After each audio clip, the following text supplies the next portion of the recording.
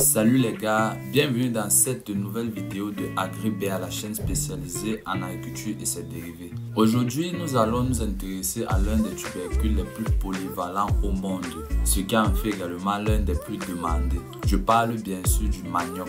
Cultivé principalement pour ses racines, le manioc est produit en majorité par les petites unités de production avec de faibles moyens techniques, surtout ici en Afrique, et ce en grande partie pour l'alimentation humaine. La totalité de la plante est parfois utilisée, que ce soit le bois comme combustible, les feuilles et les épluchures pour l'alimentation animale. C'est pour ça que dans le début de la vidéo, je te parlais de polyvalence. Dans la suite de la vidéo, je vais te montrer de A à Z comment cultiver le manioc. C'est parti.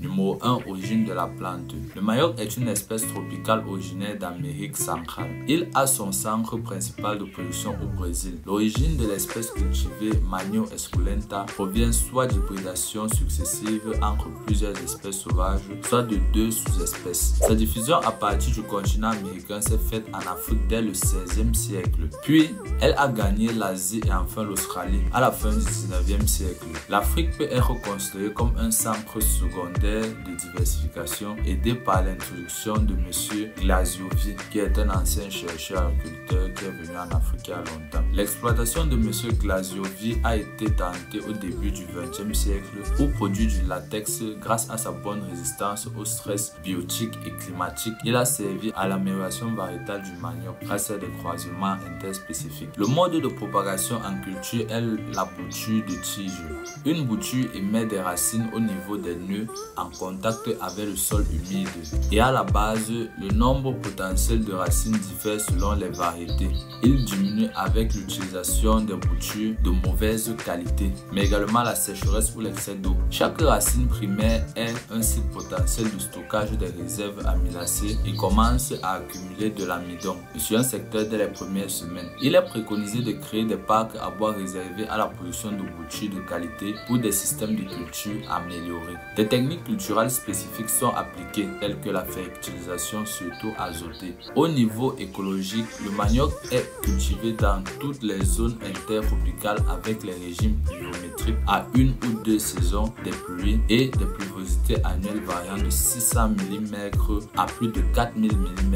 La température minimale est de 12 degrés Celsius. Le taux maximum de croissance se situe entre 25 et 29 degrés Celsius. Numéro 2. La culture du manioc. Le manioc est produit en majorité par de petites exploitations qui pratiquent parfois la monoculture, et ce pour plusieurs raisons. Numéro 1, nous avons l'exploitation de cossettes qui sont plus présentes en Thaïlande et au Ghana, mais encore la fabrication de produits finis comme le carré, la tchéké ou le foufou pour approvisionner des villes en Afrique. La culture du manioc associée à d'autres vivriers comme par exemple le maïs, les légumineuses ou encore les plantes maraîchères comme la tomate, ou encore à de jeunes plantations comme le palmier et les véas. Quelques grandes plantations semi-mécanisées existent notamment au Brésil et en Indonésie, j'ai déjà parlé de ça. Plusieurs projets de création de grosses exploitations mécanisées se sont soldés par des échecs en raison du coût de production et de l'absence de débouchés durables ou de l'inadéquation de la production aux besoins du marché local. Mais ces problèmes commencent à être résolus petit à petit.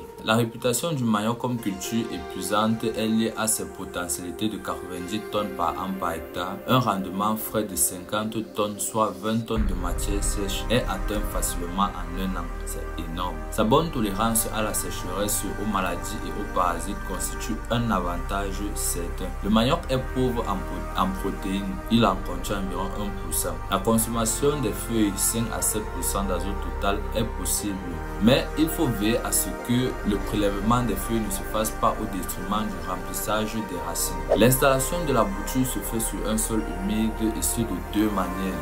Numéro 1, la manière horizontale sous 4 à 15 cm pour des sols lourds, argileux, avec risque de noyer la plante car les racines sont sensibles à l'excès d'eau. À l'oblique ou vertical, ça c'est la deuxième méthode, où la tige est enfoncée à 2/3 en respectant la polarité au bas sur des sols légers sablés avec risque de sécheresse pour assurer l'émission puis la profondeur des racines basses. Ça c'est le mode qu'on utilise le plus ici en Afrique. La coupe de la base en biseau combinée à une plantation oblique regroupe les racines sur un même secteur et implique ensuite un regroupement des tubercules, ce qui rend l'arrachage facile. Une coupe droite avec une plantation verticale donne des racines en rayon autour du plant. Le butage ou le bionnage évite l'engorgement du sol et concentre la couche supérieure fumière. Lorsque la qualité des boutures est insuffisante, une même butte peut emporter 2 ou plus pour améliorer la reprise. La densité de plantation varie de quelques milliers à 12 000 plants par hectare en culture traditionnelle, pure ou associée, sans régularité des distances. Elle se situe entre 10 000 et 20 000 plants par hectare en système intensif, soit 1 mètre entre les lignes, 0,5 à 1 mètre entre les plants. La disposition en ligne facilite la pénétration des parcelles et la culture associée car elle limite la casse des jeunes tiges fragiles. La couverture du sol est lente et 1 à 3 cerclages manuels sont nécessaires. La lutte contre les adventices se fait par le choix variétal, la culture associée, la densité de plantation. Les traitements chimiques sont rares. La fertilisation minérale recommandée se situe entre 30 et 60 kg d'azote en évitant l'excès par rapport au potassium car les parties aériennes se développent alors au détriment des tubercules. L'apport de potassium sous forme de KCl recommandé est de 60 à 300 kg. Les besoins en phosphore sont plus limités, de 20 à 40 kg d'acide phosphorique. Des mycorhizes endotrophes aident à l'absorption du phosphore. L'emploi des variétés résistantes contre la mosaïque, la bactériose et les maladies fongiques est recommandé et le nettoyage des outils de coupe est parfois utile. La mécanisation des techniques culturelles est rare. Pour la plantation, les temps de travaux en culture mécanisée estimés au Brésil varient de 2 heures par hectare à 7 heures par hectare. Les rendements de chantier des récolteuses mécanisées sont d'environ 6 heures par hectare et les pertes sont souvent élevées. La récolte, la post-récolte et la qualité des produits récoltés comprend la coupe des aériens, c'est-à-dire l'arrachage des feuilles et des plants et des tubercules de manioc. Celui-ci est plus pénible en saison sèche. La teneur en matière sèche des racines est plus élevée. La racine arrachée se détériore irrémédiablement au-delà de 3 jours. Bon, nous arrivons à la fin de la vidéo. J'espère que le contenu t'a été utile. Dis-moi ce que tu en penses dans les commentaires. N'oublie pas de t'abonner à la chaîne, d'activer la cloche de notification. C'était Afan Adarius de la chaîne AgriBA. Je te dis à la prochaine.